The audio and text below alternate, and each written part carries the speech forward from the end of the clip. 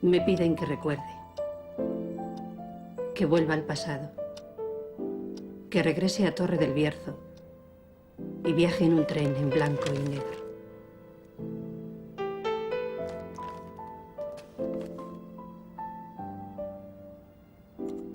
Tenía 6 años cuando mi madre me montó en un vagón hacia Galicia. Viviría allí, pasando menos hambre con mis abuelos. Enero de 1944. Atrás dejaba un Madrid herido de guerra, hambriento y serio, sin tiempo que perder, en pleno olvido.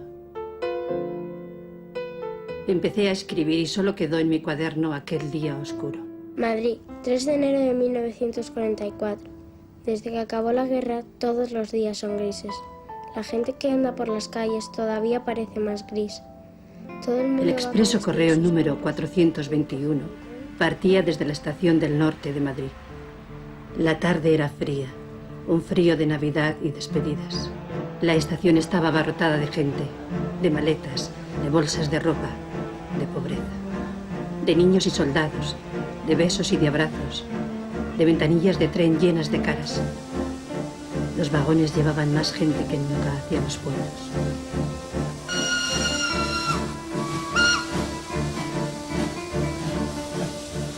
El tren es un enorme gigante envuelto en humo que se cuela en los campos sin hojas. Es invierno. Aquellos trenes de madera espantosos, ¿no? Donde se veía la Guardia Civil que vigilaba, iba en todo tren, que vigilaba todo, no sé, todo intento subversivo, no sé, toda canción alegre, te hacían callar, ¿no? Si los coches eran de esos llamados de balconcillo, que se llevan las plataformas abiertas, pues esa se subía por el estribo y por el tope a saltar la barandilla.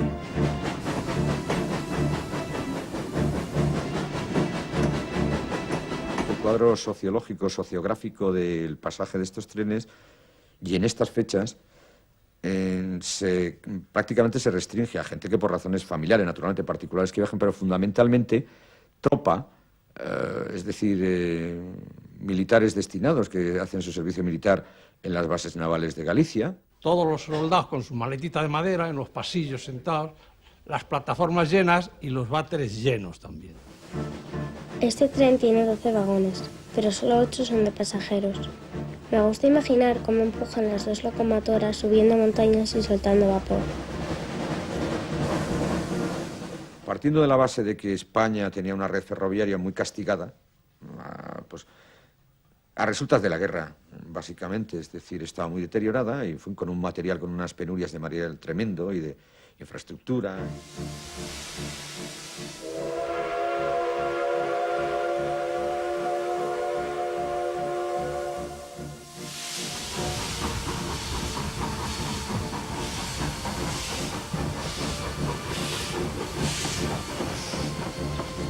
Salimos de León.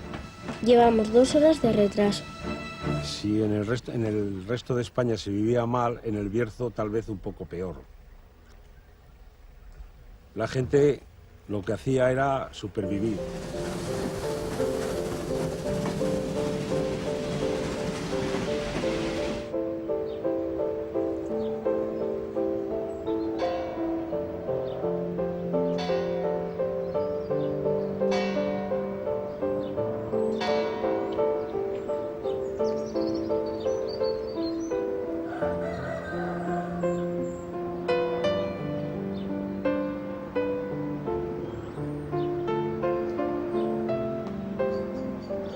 Tan solo 2 vecinos de Astorga fueron identificados entre las 57 víctimas oficiales.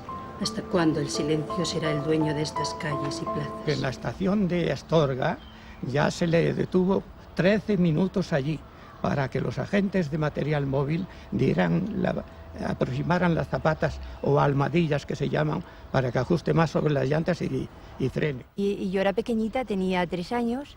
Entonces mi tío le dijo a mi madre, mira, la niña nos la llevamos. Y me metieron por la ventanilla, me cogieron por la ventanilla del tren. A las 12 de la mañana del 4 de enero de 1944 sale de Astorga el correo expreso Madrid-La Coruña, remolcado por 2 locomotoras. La estación estaba llena de gente. Había mujeres vestidas de negro con un pañuelo en la cabeza que esperaban sentadas en el suelo. Hace frío. pero no tanto como aquella mañana. La niebla cerraba la vista de las montañas del Bierzo. El paisaje es el mismo.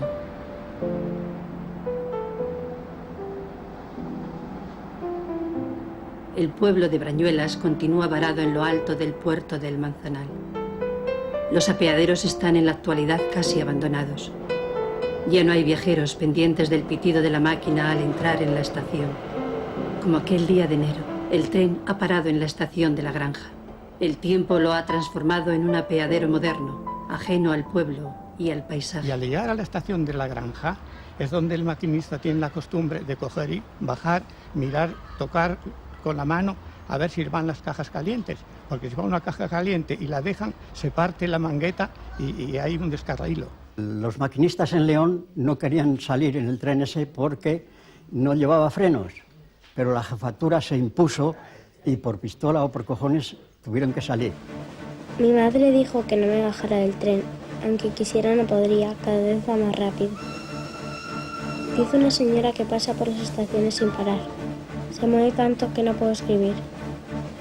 Mi padre era cartero y tenían que venir aquí a recoger el correo con otro cartero que había aquí, y cuando iban a eso vio que bajaba a la velocidad que bajaba el tren. Yo recuerdo a aquella mujer con aquel hijo que se abrazaba a él y decía que nos matamos, que nos matamos. Y mi tío le decía, calle mujer, no se preocupe, que no va a pasar nada, tranquilícese.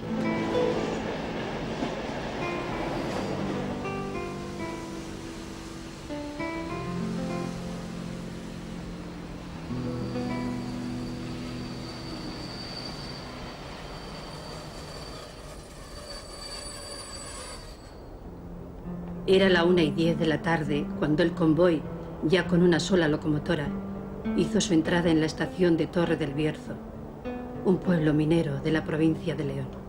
Le llama al jefe de estación de Álvarez y le dice al de Torre, oye, déjale vía libre, que el tren este no ha parado allí en Álvarez, y que ahí, si no le dejáis libre, colisionará con mercancías que estaba allí parado. Un domingo, y no fue ni a las 4 de la mañana ni a las 8, fue pues a mediodía, ¿no? Un domingo, un día festivo, y después, en aquellas fechas entrañables, que darse cuenta que estábamos en plenas fiestas de Navidad y Año Nuevo, entonces pues había gente allí, más gente que hay, que se mueve. De Bembibre salió un tercer tren hacia Torre del Bierzo. Ese tren, cargado con, no sé si eran 900 toneladas de carbón, embiste contra la locomotora de la maniobra que estaba desplazada y a su vez la arrastra y la empotra contra la locomotora del correo.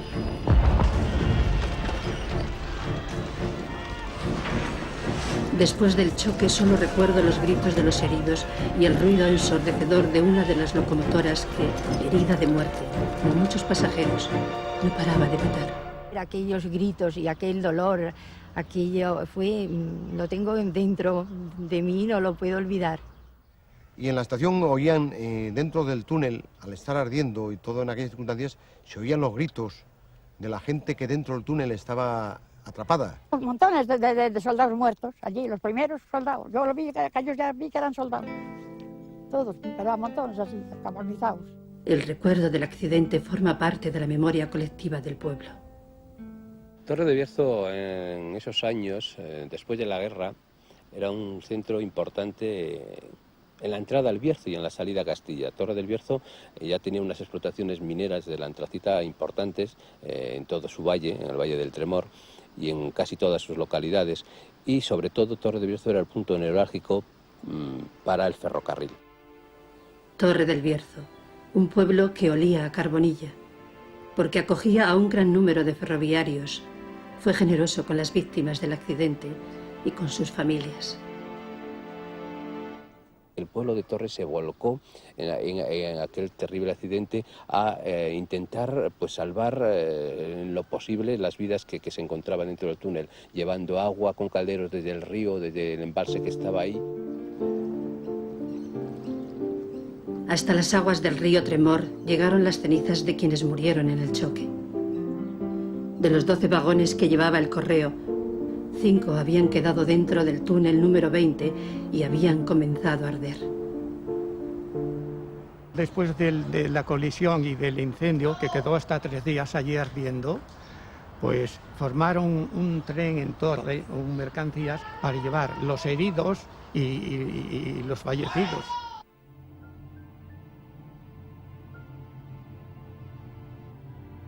Solo 2 fotografías dan testimonio del accidente. El número de muertos y desaparecidos continúa siendo una incógnita. Se impuso el silencio y las familias no recibieron ni explicaciones ni ayuda oficial.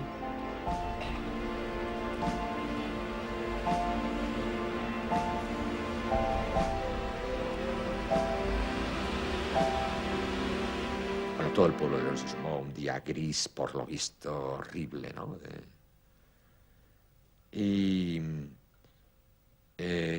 Bueno, pues llevan los ataúdes.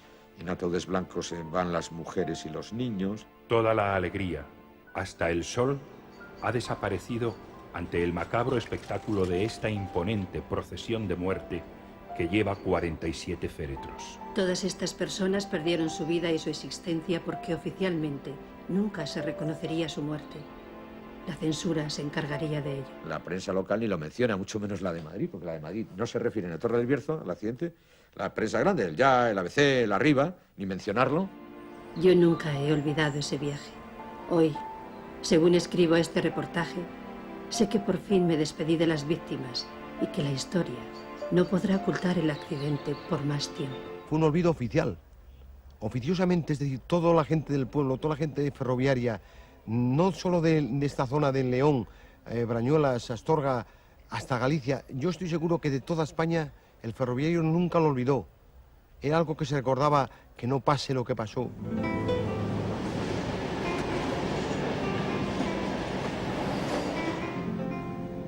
Es inútil querer encerrar los recuerdos.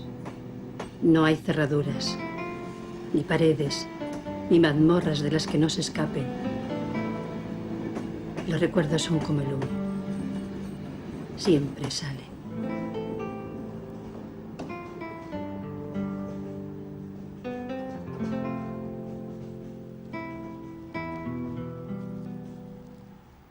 El año 44 y en el día 3 de enero en el puerto Almanzanal ha ocurrido este suceso. En el puerto Almanzanal ha ocurrido este suceso.